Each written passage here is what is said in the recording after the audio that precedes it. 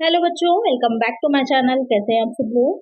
आज की वीडियो में मैं आप लोग के लिए जो कंपनी लॉ है उससे रिलेटेड एमसीक्यू क्वेश्चंस लेकर के आई हूँ। क्योंकि आप लोग का बिहार में भी जूनियर अकाउंट क्लर्क का एग्जाम होने वाला है, तो उसमें कंपनी लॉ काफी इंपॉर्टेंट है क्योंकि प्रीवियस ईयर में भी काफी क्वेश्चन उससे पूछे गए हैं। तो आज की वीडियो में पूरा कंपनी लॉ जो है कम्प्लीटली आप लोग का रिवाइज हो जाएगा और इम्पोर्टेंट क्वेश्चन जो है वो भी आप लोग देख लीजिएगा कि कौन कौन से क्वेश्चन इंपॉर्टेंट है। यही क्वेश्चन से इससे रिलेटेड क्वेश्चन अगर आएंगे तो आप आसानी से सॉल्व कर लेंगे, क्योंकि काफी बच्चे कंपनी लॉ में थोड़ा सा कंफ्यूज हो रहे हैं, तो उनकी सारी कंफ्यूजन भी दूर हो जाएगी, इंपॉर्टेंट भी आपको पता चल जाएंगे। इसके अलावा और भी कॉमर्स से रिलेटेड प्रैक्टिस सेट मैंने अपलोड किए हैं, जरूर से देख लीजिएगा वो, और आपकी इंपॉर्टेंट क्वेश्चन उसमें भी हैं। तो आइए शुरू करते हैं, लेकिन शुरू करने से पहले चैनल को सब्सक्राइब जरूर से कर लीजिएगा, फ्रेंड्स साथ वीडियो को शेयर कर दीजिएगा। इसके अलावा भी अगर आपको और भी किसी प्रॉब्लम आ रही है कंपनी लॉ से रिलेटेड, तो आप देख रहे होंगे कि यहाँ पर कंपनी लॉ के सारे लेक्चर्स मैंने प्रोवाइड कराए हुए हैं, जो ग्रेजुएशन से रिलेटेड है, बीकॉम या बीबीए के बच्चों के लिए। लेकिन आप अगर देखना चाहें तो आपको टॉपिक वाइज मिल जाएगा। जैसे आप सिर्फ मेमोरेंडम ऑफ एसोसिएशन के बारे में पढ़ना चाह रहे हैं, प्रोस्पेक्टस के बारे में पढ़ना चाह रहे हैं, तो यहाँ पर आपको टॉपिक वाइज सारी वीडियोज मिल जाएंगी। जो सी वीडियो आप पढ़ना चाहें, जो सब टॉपिक आपको नहीं समझ में आ रहा हो तो उसे पढ़ लीजिएगा। इसके अलावा एमसीक्यूज भी यहाँ पर आपको टॉपिक वाइज मिल जाएंगे, जैसे कि आप देख रहे होंगे स्क्रीन पर, उसे भी आप पढ़ सकते हैं। अगर आप और अच्छी तैयारी करना चाह रहे हैं तो फिर उसके बाद आपको कंपनी लॉ में कोई भी क्वेश्चन आ जाएगा तो आप सॉल्व कर लेंगे, फिर आपको कोई प्रॉब्लम नहीं आनी है। इससे बाहर कुछ नहीं आ सकता, क्योंकि कंपनी लॉ जो है वो कंप्लीट यहाँ पर मैंने पढ़ाई हुई है। तो अगर आप पढ़ना चाहें तो इससे भी पढ़ सकते हैं। लिंक आपको इस वीडियो के डिस्क्रिप्शन में मिल जाएगा, इन दोनों वीडियोज का। तो इशू करते हैं यहाँ पर, और फर्स्ट क्वेश्चन लेते हैं। What are the limits of number of member in private company.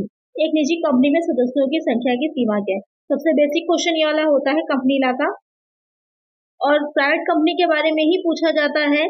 इस वजह से पूछा जाता है कि आपके जो चेंजेस आए हैं वो प्राइवेट कंपनी में ही आए हैं, क्योंकि अपर लिमिट पहले यहाँ 50 थी, अब अपर लिमिट कितनी हो गई है, 200 कर दी गई है। इसलिए क्वेश्चन बार बार रिपीट होता है। तो एक आंसर यहाँ पर ऑप्शन डी हो जाएगा। बाकी आपको पता है मिनिमम कितने होते हैं, मिनिमम यहाँ पर 2 हो जाते हैं, और जो मैक्सिमम होते हैं वो 200 होते हैं, तो ध्यान में रखिएगा। और पब्लिक कंपनी के लिए मिनिमम 7 हो जाएंगे, और मैक्सिमम की कोई लिमिट नहीं है, नो लिमिट। चलिए नेक्स्ट क्वेश्चन है। नेक्स्ट क्वेश्चन है, if X Y Z is the holding company of PNR limited, then which of the following statement is not true in this regard. यदि X Y Z जो है वो PNR limited की holding company, यानी कि x Y Z क्या है, holding है, सूत्रधारी है, पीएनआर क्या है, सब्सिडरी कंपनी है, सहायक कंपनी है। तो इस संबंध में निम्नलिखित में से कौन सा कथन सत्य नहीं है, आपको बताना है इज नॉट ट्रू, यानी कि क्या करेक्ट नहीं है। एक्स वाई जेड लिमिटेड जो है पीएनआर के लिए बोर्ड की संरचना को नियंत्रित करता है। X Y Z limited controls the composition of board of PNR. Correct हो जाएगा ये वाला पॉइंट तो सही है, क्योंकि वो होल्डिंग कंपनी है, तो उसके बोर्ड ऑफ डायरेक्टर्स को क्या करेगा, कंपोजिशन को कंट्रोल कर सकता है। X Y Z limited holds more than 50% of the nominal value of the equity share. ये वाला भी ट्रू हो जाएगा। बोथ ए एंड बी, तो both A and B correct ही है। यहाँ पर पूछा था इज नॉट ट्रू, तो क्या हो जाएगा, ऑप्शन डी हो जाएगा, नन ऑफ द अबव, क्योंकि ये दोनों ही ऑप्शन क्या है, ट्रू है, इसलिए आपका करेक्ट आंसर ऑप्शन डी होगा। चलिए नेक्स्ट क्वेश्चन है यहाँ पर, विच of the following is not a stage of the development of a company. इनमें से कौन सा कंपनी के विकास का चरण नहीं, यानी कि कंपनी जब बनाई जाती है तो उस कंपनी को बनाने में जो स्टेप्स रहते हैं, तो कौन सा उसमें एक स्टेप नहीं होगा। Promotion, production, incorporation, commencement of business. तो यहाँ पर क्या नहीं होगा, सबसे पहले तो प्रमोशन आता है, प्रवर्तन, हिंदी में इसको प्रवर्तन कहते हैं मेनली। तो प्रवर्तन आता है, प्रवर्तन में क्या होता है कि कंपनी को बनाने का जो आइडिया आता है, सबसे पहले कि इस तरह की कंपनी बनाई जा सकती है, उस आइडिया जनरेशन से स्टार्ट हो जाता है प्रमोशन का काम। और उसमें बहुत सी चीजें रहती हैं, आपका कौन कौन से डॉक्यूमेंट्स बनाने हैं, कंपनी क्या करेगी, कैसे कंपनी को रजिस्टर्ड कराया जाएगा, वो सारी चीजें जो आती हैं कंपनी के रन करने तक, पूरी तरह से बिजनेस को स्टार्ट करने तक जो चीजें आती हैं वो सब प्रमोशन में आ जाती हैं। प्रमोशन होने के बाद उसका क्या होता है, इनकॉर्पोरेशन कराया जाता है, निगमन कराया जाता है। रजिस्ट्रेशन जब कराते हैं कंपनी का हम, तो उसको इनकॉर्पोरेशन बोलते हैं, निगमन कहते हैं। तो यहाँ पर उसके बाद इनकॉर्पोरेशन, उसके बाद क्या करती है कंपनी, बिजनेस अपना शुरू कर देती है। तो यहाँ पर प्रोडक्शन जो है, उत्पादन, वो कंपनी की स्टेज नहीं होती डेवलपमेंट की। तो एक आंसर यहाँ पर हो जाएगा हमारा ऑप्शन बी। चलिए नेक्स्ट क्वेश्चन है, which of the following companies are registered by the companies act 2013? कौन सी कंपनियां जो है वो अपने अधिनियम 2013 द्वारा पंजीकृत हैं? Government, private, public. तो ये तीनों ही कंपनीज क्या होती हैं, आपकी कंपनीज एक्ट के अंतर्गत ही आती हैं, रजिस्टर्ड होती है, चाहे वो गवर्नमेंट कंपनी होगी तब भी। तो एक आंसर क्या हो जाएगा, ऑप्शन डी हो जाएगा। लेकिन एक चीज का ध्यान रखिएगा, अगर कॉर्पोरेशन यहाँ पर कोई दे रखा होता, जैसे कि LIC की अगर हम बात करें, लाइफ इंश्योरेंस कॉर्पोरेशन इसका फुल फॉर्म है, तो लाइफ इंश्योरेंस कॉर्पोरेशन जो है वो कंपनी एक्ट में नहीं आती है, क्योंकि जो भी कॉर्पोरेशन होते हैं, निगम होते हैं, उनका अपना एक एक्ट होता है, एक्ट बनाया जाता है, पार्लियामेंट में पास होता है, उसके बाद उस एक्ट के थ्रू ही उनको बनाया जाता है, उनका जो काम चलता है वो भी उसी एक्ट के थ्रू ही चलता है। इसलिए यहाँ पर कंपनीज एक्ट जो है वो सिर्फ कंपनीज पर आता है, कॉर्पोरेशन पे नहीं है। एक आंसर हो जाएगा ऑप्शन डी।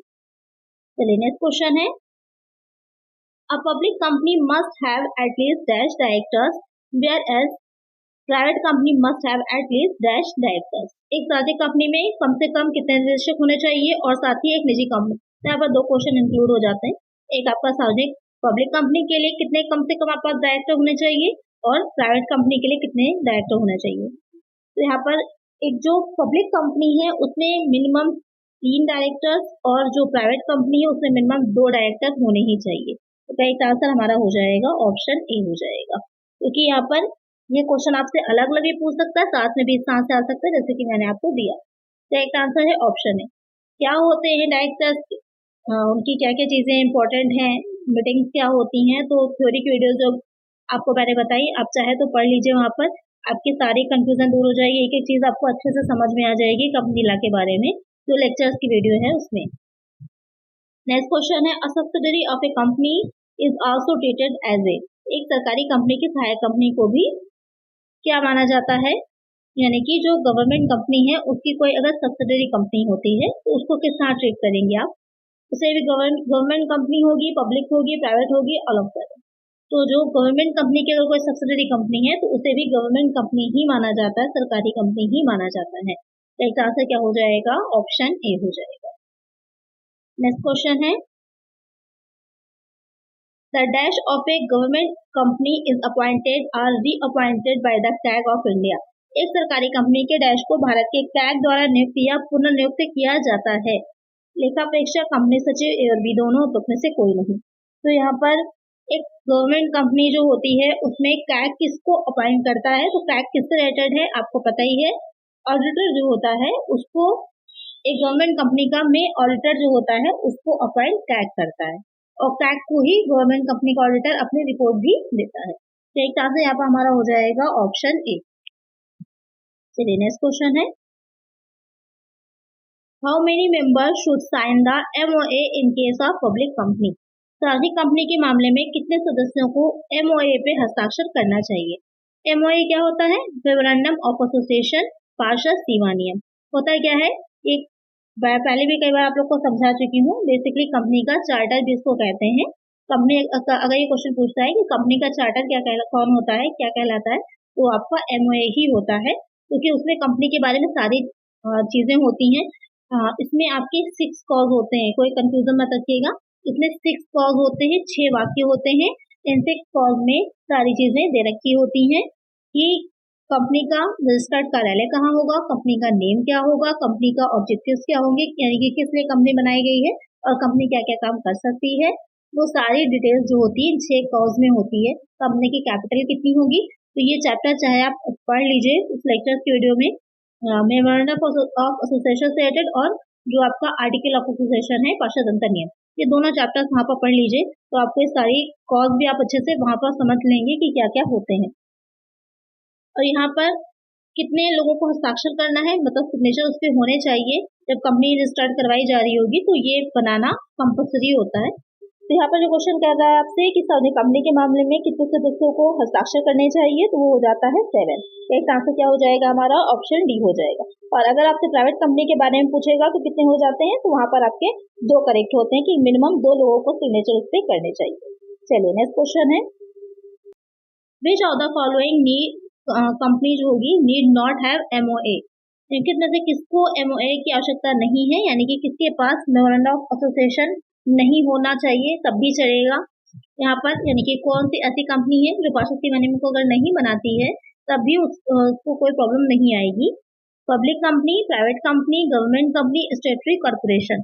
तो अभी मैंने बताया था आपको कि जो कंपनीज एक्ट है उसके सारे रूल्स और रेगुलेशंस जो हैं वो सिर्फ कंपनीज पर लागू होते हैं, निगम पर नहीं। और यहाँ पर क्या है, ये वैधानिक निगम लिखा है, तो करेक्ट आंसर क्या हो जाएगा, ऑप्शन बी हो जाएगा कि इनको बनाने की नीड नहीं है। बाकी चाहे वो पब्लिक कंपनी हो, प्राइवेट हो, गवर्नमेंट कंपनी हो, किसी भी तरह की कंपनी हो, उसको एमओए बनाना कंपलसरी होता है। चलिए नेक्स्ट क्वेश्चन है,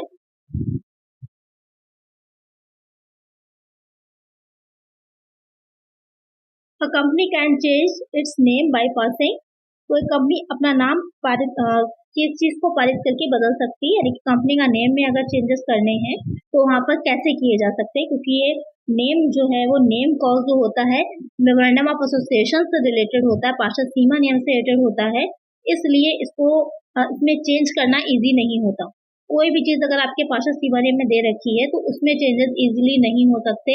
उसमें चेंजेस करने के लिए आपको स्पेशल रेजोल्यूशन यानी कि विशेष प्रस्ताव ही पारित करना होता है, तभी आप उसमें चेंजेस कर पाएंगे, अदरवाइज नहीं। जो आर्टिकल ऑफ एसोसिएशन होता है उसमें चेंजेस करना इजी होता है, लेकिन मेमोरेंडम ऑफ एसोसिएशन में चेंजेस करना इजी नहीं होता। तो कौन सा रेजोल्यूशन होगा, ordinary, special, either by special और by ordinary, none of that. तो दो तरह के प्रस्ताव होते हैं, एक आपका साधारण होता है और एक विशेष प्रस्ताव होता है। कुछ चीजों के लिए ऑर्डिनरी रेजोल्यूशन होता है और कुछ चीजों के लिए स्पेशल रेजोल्यूशन होता है। यहाँ पर क्या पास किया जाएगा, स्पेशल रेजोल्यूशन पास किया जाता है। का आंसर क्या होगा, ऑप्शन बी हो जाएगा। चलिए नेक्स्ट क्वेश्चन है, अल्ट्रा वायरस मीन्स यानी कि इसका क्या मीनिंग होता है, beyond the power, with in the power, both, none of the above. तो कंपनी के बारे में ये चीज कही जाती है कि अल्ट्रा वायरस जो होता है वो क्या रहेगा, तो इसकी मीनिंग होती है बियॉन्ड द पावर, यानी कि कंपनी कुछ चीजें ऐसी हैं जिससे बाहर जा सकती है। जैसे कि अभी मैंने बताया कि जो कंपनी के आर्टिकल ऑफ एसोसिएशन होता है, कंपनी उससे बाहर जा सकती है, लेकिन जो पार्षद सीमा नियम मेमोरेंडम ऑफ एसोसिएशन होता है, कंपनी उसके बाहर नहीं जा सकती है। उसको ही कहा जाता है बियॉन्ड द पावर या फिर अल्ट्रा वायरस रूल्स जो होते हैं वो। तो एक तरह से क्या हो जाता है, ऑप्शन ए हो जाता है। जब कंपनी किसी दूसरी पार्टी के साथ जो करती है, अपने बिजनेस कर रही है या जो भी कॉन्ट्रैक्ट साइन कर रही होती है, तो वहां पर देखा जाता है कि कंपनी ने कहीं अपने जो मेमोरेंडम ऑफ एसोसिएशन बनाया था उससे बाहर तो निकल के कोई काम नहीं किया है, अपने स्कोप या क्षेत्र या जो उसके ऑब्जेक्टिव्स डिसाइड थे उसके बाहर तो कोई काम नहीं कर रही है, तो वहां पर ये वाला फॉर्मूला लगता है जो अल्ट्रा वायरस वाला है। चलिए नेक्स्ट क्वेश्चन है, definition of prospectus was given under which section. Prospectus की परिभाषा किस धारा में दी गई है, तो सेक्शन तो दो ही है लेकिन उसकी सब सेक्शन आपके अलग अलग दे रखी हैं, 30, 32, 34, 36। तो प्रोस्पेक्टस की जो डेफिनेशन है किस सेक्शन में है, तो आपकी 2 सब सेक्शन 36 है। अब आता है क्वेश्चन कि प्रोस्पेक्टस क्या होता है। आप सब लोगों ने ग्रेजुएशन तो किया ही है, तो आप जब कॉलेज अपने गए होंगे तो वहां पर आपको एक प्रोस्पेक्टस दिया गया होगा जिसमें कॉलेज के बारे में सारी इन्फॉर्मेशन होती है। एक बुकलेट होती है इस तरह की, उसमें सारी इन्फॉर्मेशन कॉलेज से रिलेटेड दे रखी होती है, कॉलेज के बारे में, जो उनके पास कोर्सेज चल रहे हैं, उसकी फीस क्या है, सारी चीजें, रूल्स रेगुलेशन उस बुक में आपको मिलते हैं। तो इसी तरह एक कंपनी जो होती है, जब कंपनी बनाई जा रही होती है तो कंपनी को कैपिटल की जब नीड होती है, कैपिटल क्या है, शेयर्स क्या है, डिवेंचर क्या है, मैं पहले ही बहुत सी वीडियोस में आप लोग को समझा चुकी हूँ, यहाँ पर आपको उसे एक्सप्लेन नहीं करूंगी क्योंकि आप ऑलरेडी जानते हैं उसके बारे में। तो के बारे में जब उसको अपनी कंपनी के शेयर्स को इशू करना होता है तो उसको अपनी कंपनी के बारे में सारी चीजें डिटेल में देनी होती है, तो उसके लिए वो एक बुकलेट तैयार करती है जो कि प्रोस्पेक्टस कहलाता है। इसी तरह का इसमें कंपनी से रिलेटेड सारी इन्फॉर्मेशन होती है। तो वो किस सेक्शन में उसकी डेफिनेशन दी गई है, 2 तो सेक्शन 36 में दी गई है। एक आंसर है ऑप्शन डी। यहाँ पे एक चीज का ध्यान दीजिएगा, ये जो आपकी सेक्शन आई है आंसर आपका, ये आपकी जो कंपनीज एक्ट 1956 था उसके अकॉर्डिंग है, क्योंकि वहां से लेकर के अमेंडमेंट तक जो 2013 तक हुआ है वो सारे क्वेश्चन आपके आ सकते हैं। तो ये जो सेक्शन है वो आपकी कंपनीज एक्ट 1956 के अकॉर्डिंग है। अगर 2013 के अकॉर्डिंग पूछता या यहाँ पर आपकी सेक्शन में दे रखा होगा 2 सबसेक्शन 70, तो ये आपका ज्यादा करेक्ट आंसर रहेगा। अगर इस तरह से आपके क्वेश्चन एग्जाम में देगा तो यहाँ पर आपको आंसर जो टिक करना है वो ये वाली सेक्शन को टिक करना है। ये आपकी कंपनीज एक्ट 2013 के अकॉर्डिंग ये वाला पॉइंट आपका करेक्ट है। तो जैसा क्वेश्चन एग्जाम में बनेगा उसी के अकॉर्डिंग आप अपना आंसर दीजिएगा। तो यहाँ पर करेक्ट आंसर, क्योंकि आपके सेक्शन जो दे रखी थी उससे ये साफ साफ पता चल रहा है कि 1956 के अकॉर्डिंग पूछा गया है, तो आंसर आपका डी है। तो दोनों ही चीजों को ध्यान में रखिएगा, भूलिएगा नहीं। अगर 2013 के अकॉर्डिंग पूछेगा तो ये आपका 2 सबसेक्शन 70 हो जाएगा, उसमें डेफिनेशन दे रखी है। अगर आपका उसके अकॉर्डिंग पूछेगा तो 2 सबसेक्शन 36 हो जाएगा। चलिए नेक्स्ट क्वेश्चन लेते हैं। चलिए नेक्स्ट क्वेश्चन है, Which of the following are not required to issue prospectus? निम्नलिखित में से किसको प्रोस्पेक्टस जारी करने की आवश्यकता नहीं होती है? Private company, in case of right issue, sweat equity shares, all of the above. अब आता है क्वेश्चन कि प्रोस्पेक्टस कौन इशू नहीं करता। तो सबसे पहले तो पॉइंट यही है कि मेनली प्रोस्पेक्टस क्यों जारी किया जाता है, जिससे कि जो जनता है, जो आम पब्लिक है, उससे उसको इन्वाइट किया जा सके अपने शेयर्स लेने के लिए। तो प्राइवेट कंपनी की एक बहुत बड़ी ये फीचर है कि प्राइवेट कंपनी जो होती है वो आम लोगों को इनवाइट नहीं करती है अपने कैपिटल लेने के लिए, तो वो प्रोस्पेक्टस को इशू नहीं करती है। अगर राइट इशूज है यानी कि अधिकार जारी किए जा रहे हैं तो वहां पर भी प्रोस्पेक्टस जारी नया नहीं किया जाएगा।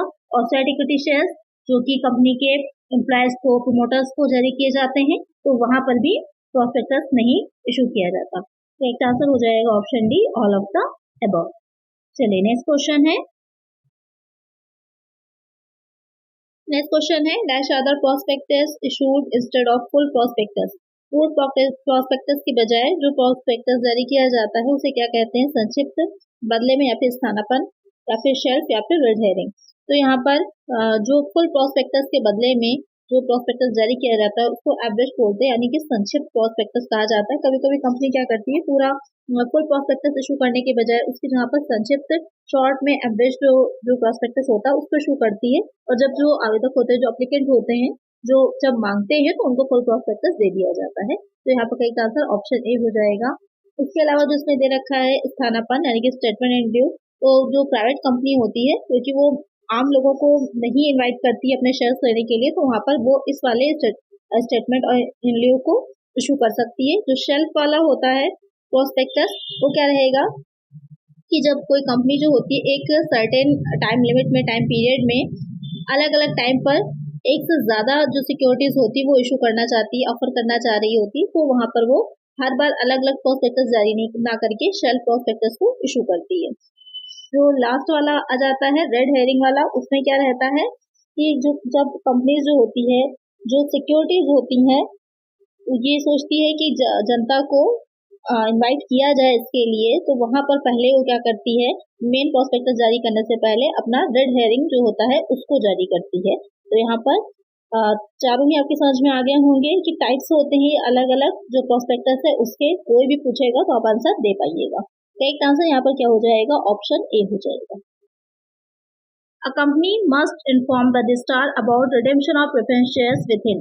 किसी कंपनी को रजिस्ट्रार को वरीयता शेयरों के मोचन के बारे में, यानी कि जो कंपनी जो प्रेफरेंस शेयर्स होते हैं उनको रिडेम्पशन कर रही है। मैंने पहले भी आप लोग को बताया था कि जो प्रेफरेंस शेयर्स होते हैं वो रिडीमेबल होते हैं, उनको शोधन किया जाता है कितने वर्षों में? तो 20 वर्षों में। ये भी बताया हुआ है मैंने आपको कि 20 वर्षों में, 20 ईयर्स के अंदर 20 ईयर्स तक जो होता है उसको रिडीमेबल होते हैं, रिडीम किया जा सकता है।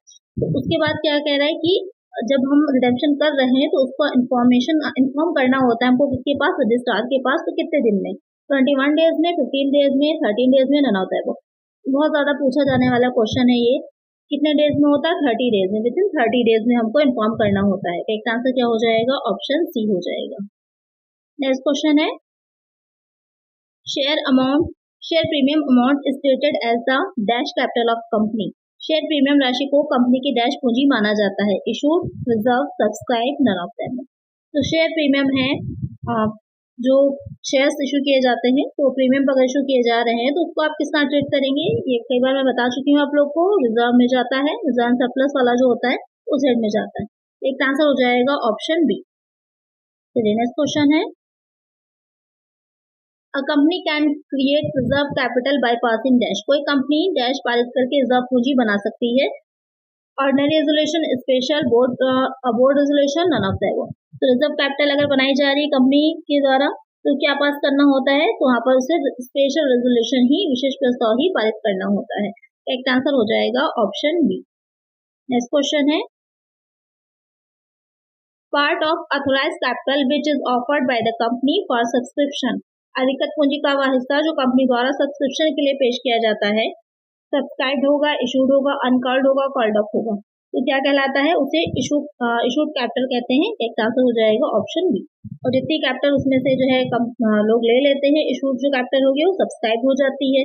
उसको उसमें जितनी पे करेंगे वो आपकी क्या हो जाती है, यानी जितनी की कंपनी मांगेगी, क्योंकि अगर 10 रुपए का कोई शेयर है तो पूरा 10 रुपए एक साथ तो नहीं लेती है कंपनी। तो कई बार मैं आप लोग को बता चुकी हूँ, कुछ एप्लीकेशन मनी होती है, कुछ अलॉटमेंट होती है, कुछ आपकी कॉस्ट की जाती है, उसे कॉल्ड अप मनी कहते हैं। तो अलग अलग तरह की उसकी डिफिनेशन होगी।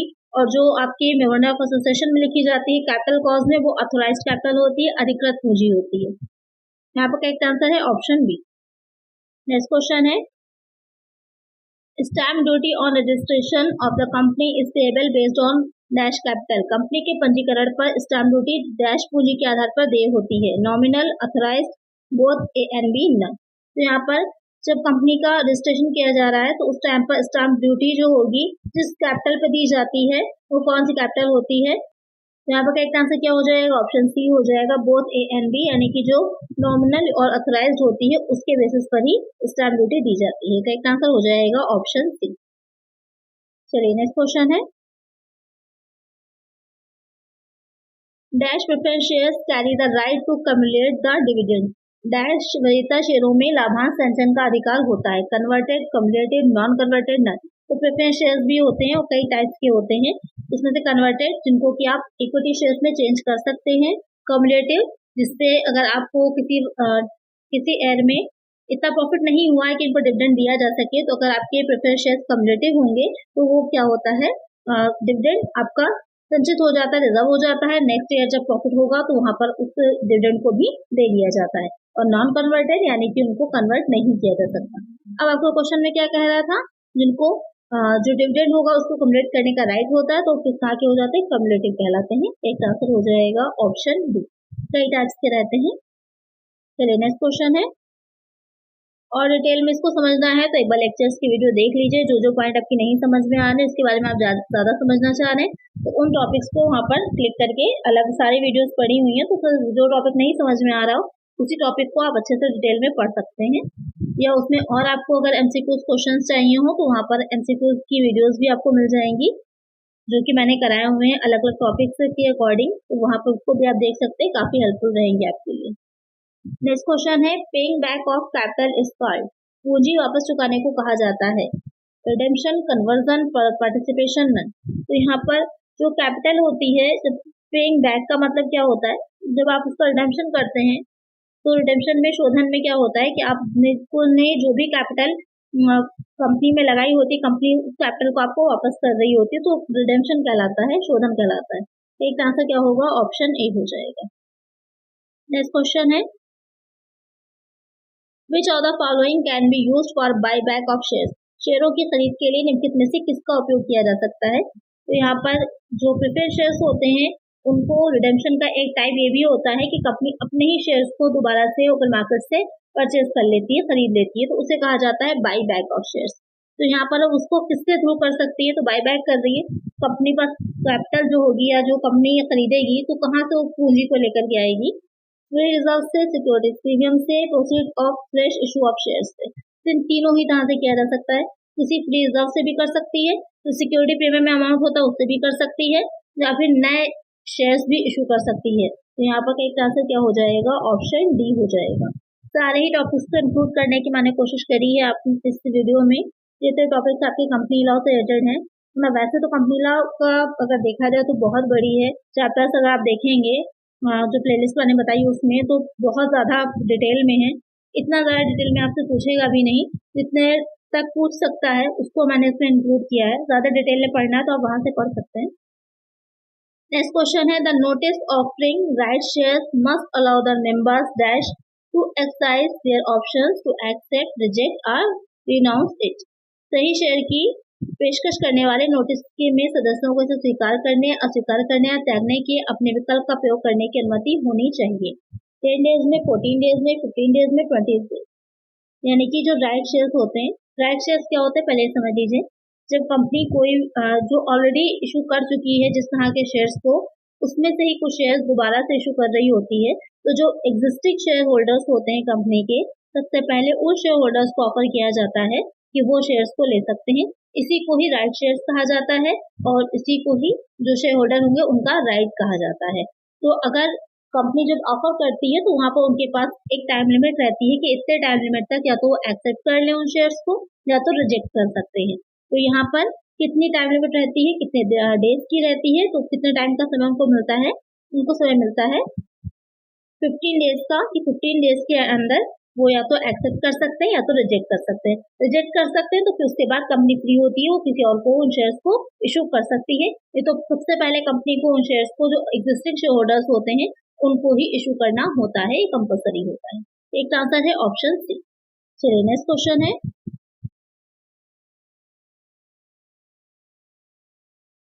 The time gap between two AGMs shall not exceed. दो एजीएम के बीच समय अंतराल नहीं होना चाहिए। एजीएम क्या होता है? एनुअल जनरल मीटिंग, यानी कि जो सामान्य बैठक होती है शेयर होल्डर्स की, तो उन दो जो आपकी एजीएम्स हैं उनके बीच में इससे ज्यादा टाइम लिमिट नहीं रहनी चाहिए। इतने टाइम लिमिट मतलब इतने मंथ तक आपको दूसरी एजीएम जो होगी वो कंडक्ट करा लेनी चाहिए। तो कितना टाइम होता है? 15 मंथ, 18, 16, तो वो हो जाता है आपका 15 मंथ। जो 15 महीने होते हैं, 15 मंथ यानी कि 1 ईयर एंड 3 मंथ, तो उसके टाइम पीरियड के अंदर अंदर क्या होता है, दूसरी एनुअल जनरल मीटिंग कंडक्ट करा लेनी चाहिए। करेक्ट आंसर क्या है? ऑप्शन ए हो जाएगा। नेक्स्ट क्वेश्चन है, at the same time a person can not hold office of A director in more than dash. एक समय में कोई व्यक्ति ऐसे अधिक कंपनियों का संचालक नहीं हो सकता। 2, 7, 20, 30। तो एक टाइम में कोई व्यक्ति जो होगा वो इससे अधिक कंपनियों का, इससे ज्यादा कंपनियों का डायरेक्टर नहीं हो सकता। तो 20 कंपनीज है, एक व्यक्ति 20 कंपनीज का एक ही टाइम में डायरेक्टर हो सकता है, उससे ज्यादा नहीं हो सकता। एक आंसर क्या हो जाएगा यहाँ पर? ऑप्शन सी हो जाएगा। डायरेक्टर्स कौन होते हैं? जो कंपनी को चलाने का काम करते हैं, कंपनी के सारे काम जो होते हैं वो डायरेक्टर्स ही सारा मैनेजमेंट देखते हैं। चलिए नेक्स्ट क्वेश्चन है, every AGM must be held with dash from the date of the balance sheet. प्रत्येक एजीएम बैलेंस शीट की तारीख से डैश के साथ आयोजित की जानी चाहिए। 4 मंथ, 6 मंथ, 9 मंथ। प्रत्येक जो एजीएम होती है, एनुअल जनरल मीटिंग होती है, वो बैलेंस शीट जो बनाई जा रही है उसकी डेट के कितनी तारीख के अंदर कितने मंथ में आयोजित कर लेनी चाहिए? 4 मंथ में, 6 में, 9 में। तो कितने मंथ में? 9 मंथ के अंदर जो है कंडक्ट करा लेनी चाहिए। करेक्ट आंसर क्या हो जाएगा? ऑप्शन सी हो जाएगा। चलिए नेक्स्ट क्वेश्चन है, in case of public company the quorum should be. सार्वजनिक कंपनी के मामले में कोरम होना चाहिए। कोरम क्या होता है कि एक कंपनी है, उसके जो मेंबर्स होते हैं, तो कंपनी के जो मेंबर्स होते हैं उसमें कितने मेंबर्स प्रेजेंट होने चाहिए। जब कोई रेजोल्यूशन या कोई प्रस्ताव जो होता है वो पारित करा जाना है तो वहां पर कितने मेंबर्स होने चाहिए, उसी को क्या कहा जाता है? कोरम कहा जाता है। हिंदी में से गणपूर्ति बोलते हैं। गणपूर्ति अगर हिंदी में लिखा होगा तो वो भी ज्यादातर कोरम में लिखा लेके आएगा, लेकिन अगर हो सकता है गणपूर्ति लिख दे, तो जो बच्चे हिंदी मीडियम में है ध्यान रखिएगा। 5 members, 7 member, 2 members, all of these. तो कितनी पब्लिक कंपनी में होने चाहिए? तो यहाँ पर पब्लिक कंपनी के लिए 5 मेंबर्स होता है। तो एक आंसर क्या हो जाएगा? ऑप्शन है कि कोरम कितना होना चाहिए पब्लिक कंपनी में? 5 मेंबर्स होते हैं। एक आंसर है ऑप्शन ए। चलिए नेक्स्ट क्वेश्चन है, in case of private company the quorum should be. निजी कंपनी के मामले में कोरम क्या होना चाहिए? पब्लिक कंपनी में 7 था, निजी कंपनी यानी कि प्राइवेट कंपनी में कितना होगा? 2 members, 3 members, 4 members, one of these. कितना होगा? 2 मेंबर्स होता है। तो एक चीज अगर आप देखें, ध्यान दीजिएगा, तो उसमें मिनिमम मेंबर्स कितने थे? 7 थे, तो वहां पर 5 मेंबर्स होना चाहिए। यहाँ पर मिनिमम मेंबर्स कितने होते हैं? 2 होते हैं, तो 2 मेंबर्स ही क्या होते हैं? कोरम भी होते हैं। एक आंसर हो जाएगा ऑप्शन ए। नेक्स्ट क्वेश्चन है, proxy needs not be a dash of the company. Proxy को कंपनी का डैश होना जरूरी नहीं है। Share holder, member both A and B, none of the above. Proxy कौन होता है? जो शेयर होल्डर होते हैं, कभी कभी वो मीटिंग्स में खुद नहीं पहुंच पा रहे किसी रीजन से, तो वहां पर वो अपनी जगह पर किसी दूसरे व्यक्ति को भेजते हैं। वही व्यक्ति क्या कहलाता है? उसे हम प्रॉक्सी कहते हैं। तो यहाँ पर उससे कंपनी का क्या होना इम्पोर्टेंट नहीं है। Share holder, member both A and B, तो यहाँ पर ना तो शेयर होल्डर या फिर मेंबर कोई होना है उसका इम्पोर्टेंट नहीं होता है कि वो दोनों होगा तभी वो प्रॉक्सी बन सकता है, ऐसा कुछ नहीं। कोई भी व्यक्ति प्रॉक्सी बन सकता है। हाँ, वो उसकी इन्फॉर्मेशन देनी पड़ती है पहले से कंपनी को कि इस व्यक्ति को हम अपनी जगह पर भेज रहे हैं। करेक्ट आंसर क्या हो जाएगा? ऑप्शन सी हो जाता है, ए एंड बी दोनों। चलिए नेक्स्ट क्वेश्चन है, minute should be recorded with in dash days from the date of conclusion of every meeting. प्रत्येक बैठक के समापन की तिथि से डैश दिनों के भीतर मिनट को दर्ज किया जाना चाहिए। 10, 20, 30, 40 मिनट्स होता है क्या? एक कंपनी की जो मीटिंग होती है, उस मीटिंग में जो कुछ भी फ्री चीजें हुई होती है, जो भी इंपॉर्टेंट बातें हुई होती है, उनको एक जगह पर क्या किया जाता है, लिखा जाता है, तो उसको मिनट बोला जाता है। तो जो कंपनी के मिनट्स होते हैं उसको जो भी मीटिंग हुई है उसमें कितने टाइम के अंदर उसको उधर लिख लेना चाहिए आपके, वो हो जाता है 30। जो 30 होता है दिन, 30 डेज होता है, यहाँ पर डेज की बात की जा रही, 30 दिन के अंदर उसको जो है कहीं पर नोट कर लिया जाता है। एक आंसर क्या हो जाएगा, ऑप्शन सी हो जाएगा। चलिए नेक्स्ट क्वेश्चन है, a special resolution is passed with, एक विशेष प्रस्ताव जो होता है वो कैसे पास किया जा सकता है, सिंपल मेजोरिटी से 50% of majority of members present, 35% none of them, यानी कि एक विशेष प्रस्ताव को पारित कराने के लिए, पास कराने के कम से कम कितना मेजोरिटी आपके पास होनी चाहिए एक कंपनी के पास, तो 75%। तो ये आपका इस तरह से भी लिखा आ सकता है या फिर 3/4 करके भी लिखा हो सकता है इस तरह से। तो इस क्वेश्चन में आपका दोनों तरह से लिखा हो सकता है। 3/4 का मतलब भी आपका 75% ही होता है। तो एक आंसर हो जाएगा ऑप्शन सी, यानी कि जितने भी उस टाइम पर प्रेजेंट मेंबर्स होते हैं उनका 3/4 होना चाहिए। 75% होंगे वो मत मिलने चाहिए, वोटिंग उतनी फेवर में होनी चाहिए, तभी स्पेशल रेजोल्यूशन जो होता है वो पास होता है। चलिए नेक्स्ट क्वेश्चन है, an official liquidator is appointed by the dash, एक आधिकारिक परिसमापक की नियुक्ति डैश के द्वारा की जाती है। तो अभी तक हमने पूरा कंपनी का बनाने से लेकर के किस तरह से कंपनी में क्या मेमोरेंडम ऑफ एसोसिएशन होता है, आर्टिकल ऑफ एसोसिएशन होता है, प्रोस्पेक्टस क्या होता है, शेयर्स क्या होते हैं, डायरेक्टर्स क्या होते हैं, मीटिंग्स क्या होती हैं, ये सारी चीजें पढ़ ली। अब आ जाता है कि कंपनी का एंडिंग कैसे होती है। तो वहां पर एक कंपनी जो का जब एंड किया जा रहा होता है तो वहां पर ऑफिशियल लिक्विडेटर जो होता है वो अपॉइंट किया जाता है, उसको आधिकारिक परिसमापक या निस्तारक कहा जाता है। तो उसको कौन नियुक्त करता है, central government, by court, state government, company, कौन करता है, जो सेंट्रल गवर्नमेंट होती है, केंद्र सरकार होती है, वो अपॉइंट करती है। तो इसका आंसर क्या हो जाएगा, ऑप्शन ए हो जाएगा। चलिए नेक्स्ट क्वेश्चन है,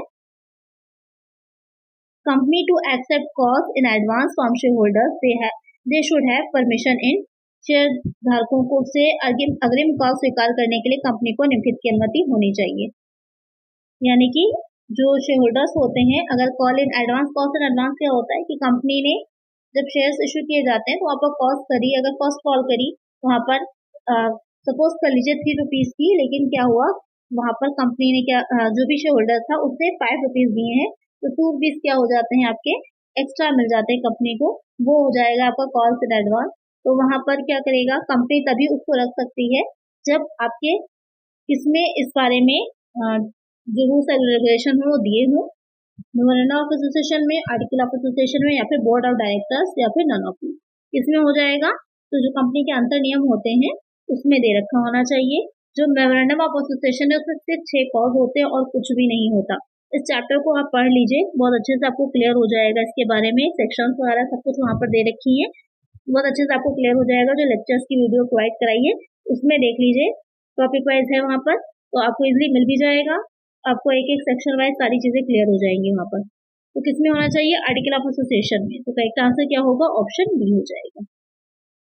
चलिए नेक्स्ट क्वेश्चन है, forfeiture can be made only if it is authorised by dash, जब्ती तभी की जा सकती है जब इसे डैश द्वारा अधिकृत किया गया। फॉरफीचर क्या होता है कि कंपनी जो होती है अपने जब शेयर्स को इशू कर रही होती है तो कॉल्स करती है, कॉल्स में अगर कंपनी ने कॉल करी है और जो शेयर होल्डर है उसने उस कॉल को नहीं पूरा किया, यानी कि जो पैसे मांगे गए थे कंपनी के द्वारा वो उसने शेयर होल्डर ने नहीं चुकाए, तो वहां पर कंपनी क्या करती है, उनके शेयर्स का हरण कर लेती है, उनको जब्त कर लेती है, फॉरफीचर कर लेती है। तो किसमें ऑथराइज होना चाहिए तभी कर सकती है, article of association, memorandum of association में। किसमें होना चाहिए मेनली, तो वो आपका होता है कि फॉरफीचर से रिलेटेड जो रेगुलेशन से रूल्स हैं वो आपका आर्टिकल ऑफ एसोसिएशन में दे रखे होते हैं।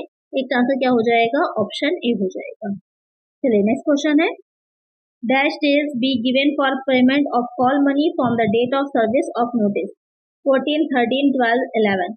तो यहाँ पर क्वेश्चन क्या कह रहा है आपसे कि कितने डेज जो होते हैं जब कॉल की जाती है शेयर्स के लिए, तो कितना टाइम दिया जाता है पेमेंट करने के लिए, और उसके बाद उस टाइम के अंदर अगर नहीं देती तो वहां पर उसके बाद क्या होता है, की फॉर्फिचर किया जा सकता है, तो वो आपका हो जाता है 14 डेज। तो एक आंसर क्या हो जाएगा, ऑप्शन ए हो जाएगा। तो आज ये की वीडियो में आपके 35 इंपॉर्टेंट क्वेश्चंस थे। इससे ज्यादा क्वेश्चंस अगर आपको कंपनीज एक्ट से रिलेटेड सॉल्व करने हैं तो जो वीडियो मैंने बताई एमसीक्यूज की वो देख लीजिए, वहाँ पर आपको बहुत से क्वेश्चंस मिल जाएंगे, अलग अलग टॉपिक वाइज भी मिल जाएंगे। और लेक्चर्स की वीडियो जो पढ़ी है, अगर आप कोई स्पेसिफिकली पढ़ना चाह रहे हैं कोई पॉइंट इसमें से, तो वहाँ पर वो वीडियोस को आप देख सकते हैं, वहाँ पर आप उसको इजिली एक एक सेक्शन वाइज चीजों को पढ़ पाएंगे। तो आज की वीडियो में इतना ही। कंपनीज एक्ट आपका कंप्लीट हो जाता है। आई होप आपको अच्छी लगी होगी वीडियो, चीजें अच्छे से समझ में आ गई होंगी। इसके अलावा इनकम टैक्स पे भी बहुत जल्दी एक वीडियो आने वाली है, जिसमें आपको सारी चीजें एक जगह पर मिल जाएंगी, इनकम टैक्स से रिलेटेड जितने भी इंपॉर्टेंट पॉइंट्स हैं वो सारे। तो आज की वीडियो में इतना ही। अगर वीडियो अच्छी लगी है तो लाइक जरूर से कर दीजिएगा और चैनल पर नए तो सब्सक्राइब कर लीजिएगा। चलिए मिलते हैं नेक्स्ट वीडियो में। Thank you.